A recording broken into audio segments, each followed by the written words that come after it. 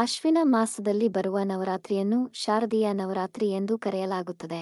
ಗ್ರಂಥಗಳಲ್ಲಿ ವಿವರಿಸಿದ ಕಥೆಗಳ ಪ್ರಕಾರ, ಶಕ್ತಿಯ ಅಧಿದೇವತೆಯಾದ ದುರ್ಗಾದೇವಿಯು ಮಹಿಷಾಸುರ ರಾಕ್ಷಸನನ್ನು ವಧೆ ಮಾಡಿ ಬ್ರಹ್ಮಾಂಡವನ್ನು ರಕ್ಷಿಸಿದ್ದಾಳೆ. ದುರ್ಗಾದೇವಿಯು ಮಹಿಷಾಸುರನ ಮೇಲೆ ದಾಳಿ ಮಾಡಿ 9 ದಿನಗಳ ಕಾಲ ಅವನೊಂದಿಗೆ ಹೋರಾಡಿ 10ನೇ ದಿನ ಅವನನ್ನು ಹತ್ಯೆಗೈದ ಸಮಯವು ಅಶ್ವಿನ ಮಾಸವಾಗಿತ್ತು. ಆದ್ದರಿಂದ ಅಶ್ವಿನ ಮಾಸದ ಈ 9 ದಿನಗಳು ಶಕ್ತಿಯ ಆರಾಧನೆಗೆ ಮೀಸಲಿಡಲಾಗಿದೆ. ಪಂಚಾಂಗದ ಪ್ರಕಾರ ಶರತ್ಕಾಲವು ಅಶ್ವಿನ ಮಾಸದಲ್ಲಿ ಪ್ರಾರಂಭವಾಗುತ್ತದೆ. ಶಾರದೀಯ ನವರಾತ್ರಿಯ 10ನೇ ದಿನವನ್ನು ವಿಜಯದಶಮಿ ಎಂದು ಆಚರಿಸಲಾಗುತ್ತದೆ.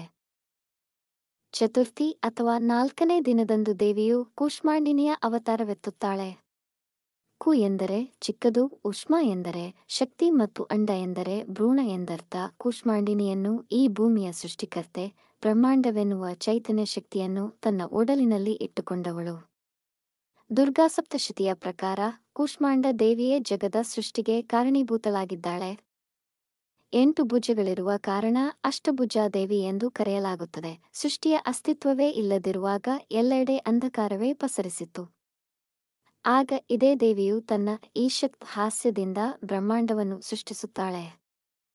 ಆದ್ದರಿಂದ ಇವಳೇ ಸೃಷ್ಟಿಯ ಆದಿ ಸ್ವರೂಪ ಶಕ್ತಿಯಾಗಿದ್ದಾಳೆ. ಅಧಿಪತಿಯಾಗಿರುವ ತಾಯಿ ಕೂಷ್ಮಾಂಡಳು ಸೂರ್ಯನ ಕೇಂದ್ರ ಸ್ಥಾನದಲ್ಲಿ ವಾಸಿಸುತ್ತಾಳೆ ಎಂದು ನಂಬಿಕೆ. ಸೂರ್ಯನಿಗಿಂತ ತಾಯಿ ಕೂಷ್ಮಾಂಡಳು ಹೆಚ್ಚು ಪ್ರಕಾಶಮಾನವಾಗಿದ್ದು, ಈಕೆಯ ವರದಿಂದಲೇ ಸೂರ್ಯನು ಕಾಯಿಲೆಗಳನ್ನು ವಾಸಿ ಮಾಡುವ ಗುಣವನ್ನು ಹೊಂದಿದ್ದಾನೆ. ತಾಯಿ ಕೂಷ್ಮಾಂಡಳು ಸಿಂಹದ ಮೇಲೆ ಕುಳಿತಿದ್ದು 8 ಕೈಗಳನ್ನು ಹೊಂದಿದ್ದಾಳೆ. ಸೌರವ್ಯೂಹದ ಗ್ರಹ ಚಲನೆಯನ್ನು ನಿಯಂತ್ರಿಸುತ್ತಾಳೆ. ಆಕೆ ಇರುವಲ್ಲಿ ಬೆಳಕು ಹಾಗೂ ಜ್ಞಾನವಿದೆ. ಕೂಷ್ಮಾಂಡ ದೇವಿಯು ತನ್ನ 7 ಕೈಗಳಲ್ಲಿ ಕಮಂಡಲ, ಧನಸ್ಸು, ಬಾಣ, ತಾವರೆ ಹೂವು, ಚಕ್ರ, ಗದೆ ಹಾಗೂ ಜಪಮಾಲೆಯನ್ನು ಹಿಡಿದಿದ್ದಾಳೆ. ಇನ್ನೊಂದು ಹಸ್ತವು ಅಭಯ ಮುದ್ರೆಯಲ್ಲಿದ್ದು ಸದಾ ತನ್ನ ಭಕ್ತರನ್ನು ಆಶೀರ್ವದಿಸುತ್ತಾಳೆ. ವ್ಯಾಘ್ರವಾಹಿನಿಯಾಗಿರುವ ಈಕೆ ಧರ್ಮದ ಪ್ರತೀಕವಾಗಿದ್ದಾಳೆ. ಈಕೆಯು ಸೂರ್ಯನ ಸ್ಥಾನದಲ್ಲಿ ನಿಂತ ಕಾರಣದಿಂದಾಗಿ ಭೂಮಿಯ ಮೇಲಿರುವ ಅಂಧಕಾರವನ್ನೆಲ್ಲ ನಿವಾರಣೆ ಮಾಡುತ್ತಾಳೆ. ಕೂಷ್ಮಾಂಡ ದೇವಿಯು ಸೂರ್ಯನಿಗೆ ಅಧಿಪತಿಯಾಗಿರುವ ಕಾರಣ ಕೂಷ್ಮಾಂಡ ದೇವಿಯನ್ನು ಪೂಜಿಸುವುದರಿಂದ ಜಾತಕದಲ್ಲಿ ಸೂರ್ಯನಿಂದಾಗುವ ಕೆಡುಕನ್ನು ನಿವಾರಿಸಬಹುದು. ಜೊತೆಗೆ ಎಲ್ಲಾ ರೀತಿಯ ಸಂಕಷ್ಟಗಳು ನಿವಾರಣೆಯಾಗುವುದು.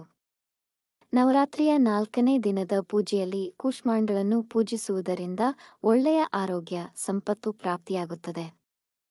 ಸಿದ್ಧಿ ಮತ್ತು ನಿಧಿಯು ತಾಯಿಯ ಜಪಮಾಲೆಯಲ್ಲಿದೆ ಎಂದು ಗ್ರಂಥಗಳು ಹೇಳುತ್ತವೆ. ಈ ದಿನ ಬೆಳಗಿನ ಜಾವ ಎದ್ದು ನಿತ್ಯ ಕರ್ಮಗಳನ್ನು ಮುಗಿಸಿ ಕೆಂಪು ವಸ್ತ್ರ ಧರಿಸಿ ದೇವಿಯ ಅಂಗಳ ಶುದ್ಧಗೊಳಿಸಿ ತಾಯಿಗೆ ಕೆಂಪು ವಸ್ತ್ರ ಸಮರ್ಪಿಸಿ ದೀಪ ಧೂಪವನ್ನಿಟ್ಟು ಕೆಂಪು ಹೂವುಗಳಿಂದ ಪೂಜಿಸಿ ನೈವೇದ್ಯ ಆರತಿಗಳೊಂದಿಗೆ ಪೂಜೆ ಮುಗಿಸಿ ತಾಯಿಯನ್ನು ಮೆಚ್ಚಿಸಲು ಬೂದುಕುಂಬಳಕಾಯಿ ದಾನ ಮಾಡುವುದು ಶ್ರೇಷ್ಠ. ನೈವೇದ್ಯವಾಗಿ ಮೊಸರು, ಬೂದುಕುಂಬಳ ಹಲ್ವಾ, ಹಣ್ಣು ಸೇರಿದಂತೆ ಸಿಹಿ ಪದಾರ್ಥಗಳನ್ನು, ಒಣಹಣ್ಣುಗಳನ್ನು ಇಡೀ ನವರಾತ್ರಿಯ 4ನೇ ದಿನದ ಪೂಜೆಯಲ್ಲಿ ಕೂಷ್ಮಾಂಡಳನ್ನು ಪೂಜಿಸುವುದರಿಂದ ಒಳ್ಳೆಯ ಆರೋಗ್ಯ, ಸಂಪತ್ತು ಪ್ರಾಪ್ತಿಯಾಗುತ್ತದೆ.